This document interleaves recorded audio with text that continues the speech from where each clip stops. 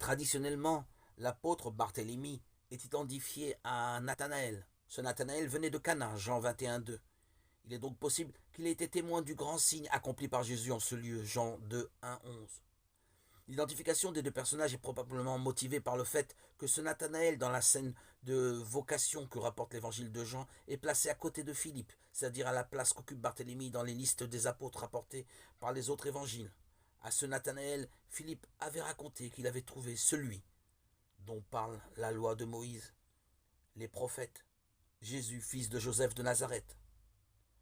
Comme nous le savons, Nathanaël lui a opposé un préjugé plutôt décidé de Nazareth.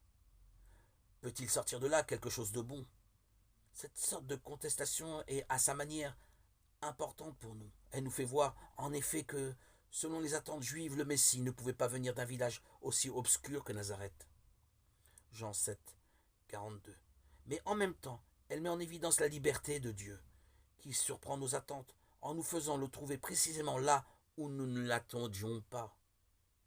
Par ailleurs, nous savons que Jésus en réalité n'était pas exclusivement de Nazareth, mais qu'il était né à Bethléem, et que finalement il venait du ciel, du Père qui est dans les cieux. L'histoire de Nathanaël nous suggère une autre réflexion.